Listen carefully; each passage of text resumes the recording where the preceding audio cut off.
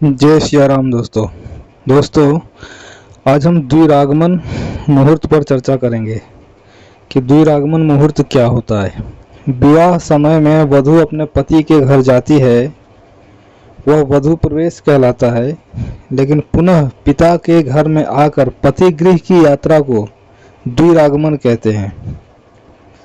अब ये द्विरागमन का मुहूर्त बनाने के लिए क्या क्या चाहिए, तो उसके लिए सबसे पहले तो तिथि देखना चाहिए, फिर वार, नक्षत्र, सूर्य का भ्रमण और लग्न, उसके बाद शुक्र। इन 6 चीज़ों को देखना पड़ता है, ये जरूरी है। इनमें से तिथि, इसमें तिथि केवल छोड़ा गया है वो रिक्ता तिथि।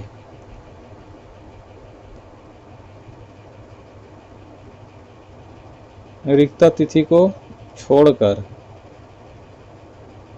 रिक्ता तिथि और अमावस्या, इनको नहीं लेना चाहिए। और बाकी का आप बाकी सारी तिथियां ले सकते हैं, जैसे द्वितीया, तृतीया, पंचमी, षष्ठी, सप्तमी, अष्टमी, दशमी, एकादशी, द्वादशी, त्रयोदशी।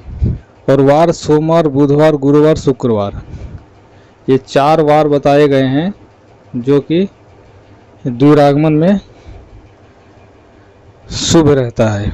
उसके बाद नक्षत्र अश्विनी, रोहिणी, मृगशिरा, पुनर्वसु, पुष्य, उत्तरा, यानी कि तीनों उत्तरा, यहाँ उत्तरा लिखा गया है, तीनों उत्तरा।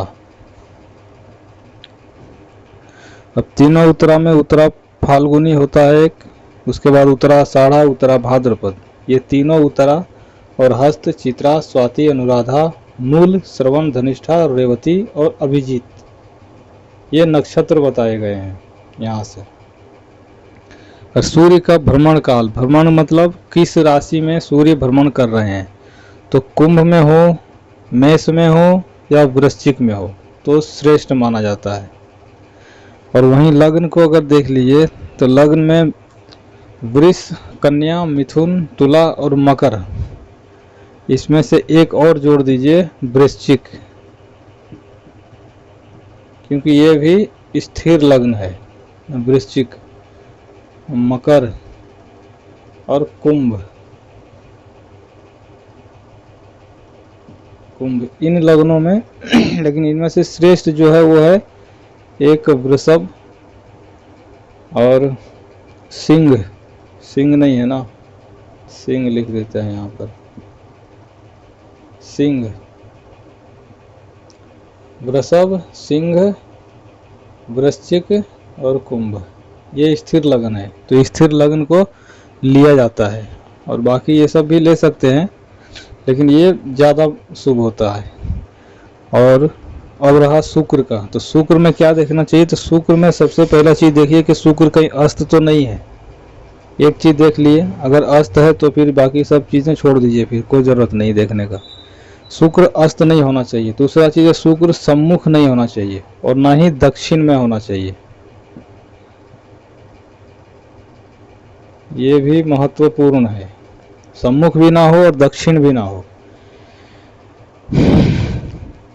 क्योंकि कहा गया है कि शुक्र यदि सम्मुख या दक्षिण हो तो गर्भवती या बालक के सहित अथवा नवीन, यानी कि जो नूतन वधू होती है वे द्विरागमन ना करें। ये यहाँ तक तो हो गया।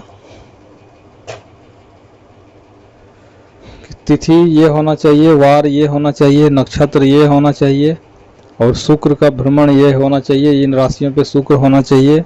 लग्न वृष, कन्या, मिथुन, तुला, मकर, वृश्चिक, कुंभ, सिंह, इनमें से कोई भी लगन हो तो चलेगा।